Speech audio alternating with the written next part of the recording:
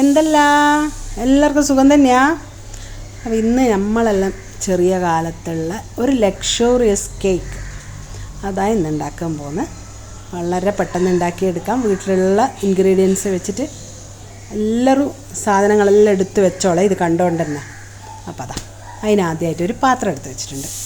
ഇതിലേക്ക് 2 കപ്പ് മൈദയും 1 കപ്പ് റവയും കൂടി ചേർത്തിട്ട് ഞാനൊന്ന് മിക്സ് ചെയ്ത് മാറ്റി വെക്കുന്നു.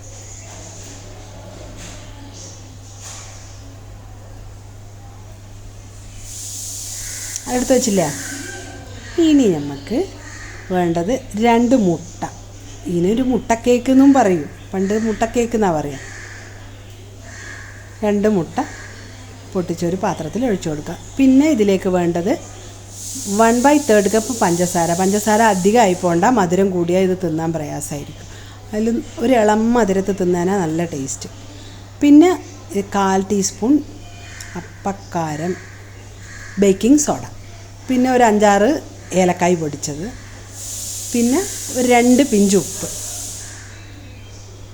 ഇതെല്ലാം കൂടി ഒന്ന് മിക്സ് ചെയ്തെടുക്കുക. ഇത് നിങ്ങൾക്ക് വേണമെന്നുണ്ടെങ്കിൽ എളുപ്പത്തിൽ കഴിയണേ ഇതെല്ലാം മിക്സി ജാറിൽ തന്നെ ചേർത്തിട്ട് അങ്ങനെ അടിച്ചെടുക്കാം. 1 മിനിറ്റ് കൊണ്ട് പണി കഴിഞ്ഞു. ഞാനിപ്പോൾ ഇത് കുറച്ച് കൈകൊണ്ട് നല്ലോണം കലക്കിയെടുത്ത് മിക്സിയിലാക്കാൻ കഴിയില്ല, മുട്ട മണക്കണ്ടെന്ന് വിചാരിച്ചിട്ടാണേ. അപ്പോൾ നല്ല വെള്ളം പോലെ ആയിട്ടുണ്ട്. ഇനി ഇത് നമുക്ക് ഈ മാവിലൊഴിച്ചിട്ട് മാവൊന്ന് കുഴച്ചെടുക്കാം.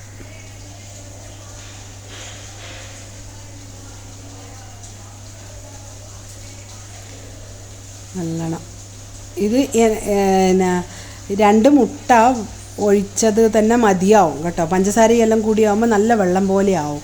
അത് തന്നെ മതി ഈ മാവ് കുഴക്കാൻ. പോരെങ്കിൽ നിങ്ങൾക്ക് വേണമെങ്കിൽ 1-2 ടേബിൾ സ്പൂൺ വെള്ളം ഒഴിച്ചു കൊടുത്തോളൂ. അപ്പോൾ പിന്നെ 2 ടേബിൾ സ്പൂൺ നെയ്യും കൂടി ചേർത്ത് കൊടുക്കുന്നുണ്ട്. ഇത് നല്ലൊരു മണവും കിട്ടും, നല്ലൊരു ടെക്സ്ചർ കൊടുക്കും ആ മാവിന്. നെയ്യല്ല വെളിച്ചെണ്ണ ഒഴിച്ചു കൊടുത്താലും കുഴപ്പമൊന്നുമില്ല കേട്ടോ. കാരണം നമ്മൾ എന്തായാലും ഇത് എണ്ണയിലിട്ടിട്ടാണ്, ഇത് വെളിച്ചെണ്ണയിലിട്ടിട്ടാണ് പൊരിക്കുന്നത്. അപ്പോൾ ഒരു ചപ്പാത്തി മാവിൻ്റെ കോലത്തിലാക്കി എടുത്തിട്ട് 10 മിനിറ്റ് അവിടെ വെക്കാം, ഒന്ന് പൊതിരട്ടെ. അപ്പോൾ പൊതിർന്ന് വന്നിട്ടുണ്ട്. ഇനി ഇതിനെ 2 കഷ്ണാക്കി മുറിച്ചിട്ട് നമുക്ക് വേണ്ട എല്ല് മുറിച്ചെടുക്കാം. നമുക്ക് എങ്ങനെയാണ് വേണ്ടത്, ഏത് ഷേപ്പിൽ വേണമെങ്കിലും മുറിച്ചെടുക്കാം. അപ്പോൾ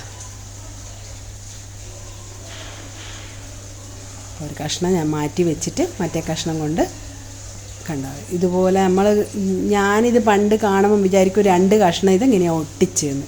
ഇത് മുറിക്കുന്നതാന്ന് എനിക്ക് അറിഞ്ഞുകൂടായിരുന്നു. എന്നെപ്പോലെ പലരും ഉണ്ടാവില്ലേ. അപ്പോൾ നോക്കിക്കോ, ഇതങ്ങനെ ഈ ഒരു ഷേപ്പിലാക്കി എടുത്തിട്ട് നല്ല ഒന്നങ്ങ് പരത്തിക്കളാം. കൈ കൊണ്ട് തന്നെ ചെയ്താൽ മതി. എന്നിട്ട് ഇത് നമുക്ക് ഇനി മുറിച്ചെടുക്കാം.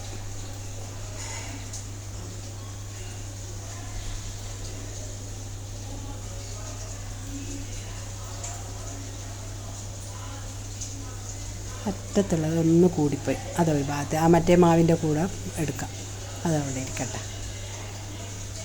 ഇത് നല്ല നമ്മൾ വിചാരിച്ച ഷേപ്പിലേക്ക് ആക്കിയിട്ട് ഒന്ന് കട്ട് ചെയ്ത് കൊടുക്കാം.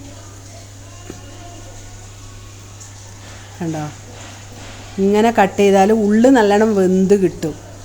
ഇതൊന്നും അന്നൊന്നും മനസ്സിലാവില്ലല്ലോ. കേക്ക് എന്ന് പറഞ്ഞ് വാങ്ങി അങ്ങ് തിന്നു. ഇപ്പം കുറഞ്ഞ കാലം കൊണ്ടാണ് ഇത് മനസ്സിലായേ. ഞാൻ ഉണ്ടാക്കാൻ തുടങ്ങുന്ന നേരം ഞാൻ ഒരാളോട് ചോദിച്ചത്. അന്നേരം നമ്മളെ നാട്ടിലൊരു പ്രകാശേട്ടൻ്റെ പീടികയിലാണ് ഇത് സ്ഥിരമായിട്ട് ഉണ്ടാവുക. നമ്മളെ വെളിച്ചെണ്ണ ചൂടാകുന്നുണ്ട്. വെളിച്ചെണ്ണയിൽ തന്നെ പൊരിച്ചാൽ അതിൻ്റെ നല്ല മണം കേട്ടോ. എന്താ വെളിച്ചെണ്ണ അങ്ങ് ആവി വരറ് ചൂടായിട്ട്, നല്ലൊരു ചൂട് അത്രയേ പാടുള്ളൂ. പിന്നെ ഒന്നുകിൽ മീഡിയം ഫ്ലെയിമിൽ കുറച്ച് നേരം വെക്കുക, പിന്നെ ലോ ഫ്ലെയിമിലേക്ക് മാറ്റുക വെളിച്ചെണ്ണ തീ. അപ്പോൾ ഞാൻ പറയൂലേ, ഹൈ ഫ്ലെയിമിൽ ഇടാനേ പാടില്ല.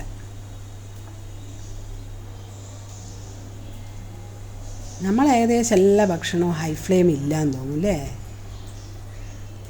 ചൈനക്കാരതാന്ന് തോന്നുന്നു ഹൈ ഫ്ലെയിമിലിടേണ്ടത്.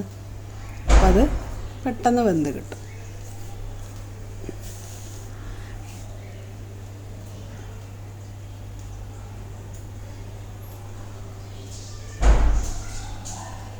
അധികം ഇടങ്ങാറാക്കറേ, ഒന്നിങ്ങനെ തിരിച്ചിട്ട് കൊടുത്തിട്ട് അട വെച്ചേക്ക്. അധികം ഇടങ്ങാറാക്കിയത് പൊട്ടിപ്പോവും, പൊടിഞ്ഞു പോകാൻ ചാൻസ് ഉണ്ട്. കൂടെ ഒന്ന് ഇളക്കി അടിയിലങ്ങ് പോയി നിന്ന് പോയാൽ അന്നേരം കരിയാൻ സാധ്യതയുണ്ട്. അതാ റെഡിയായി ഉണ്ടോ. ഞാനിത് അരിപ്പക്കോരിയിലിട്ടത് വെളിച്ചെണ്ണ എല്ലാം ഉറ്റിയ ചീൻചട്ടി തന്നെ വീണോട്ടെ എന്ന് വെച്ചിട്ടാണ്. അപ്പം അടുത്ത ബാച്ചും കൂടി നമുക്കിതുപോലെ പൊരിച്ചെടുക്കാം. അതാവുമ്പോഴത്തേക്ക് ഉണ്ടാവും കണ്ടോ. എന്നിട്ടും ഒരു വക്കെല്ലാം പൊട്ടിയിട്ടുണ്ട്. അപ്പോൾ അതാണ്ട എല്ലാവർക്കും വളരെയധികം ഇഷ്ടപ്പെടും. കുറച്ച് നേരം വെക്കുമ്പോൾ ഇതിൻ്റെ പുറം നല്ല ക്രിസ്പി ആയി വരും കേട്ടോ. അപ്പോൾ എല്ലാവർക്കും ഇഷ്ടപ്പെടും. നല്ലോണം ഉണ്ടാക്കി കഴിച്ച് നോക്കിയിട്ട് അഭിപ്രായം അറിയിക്കണം.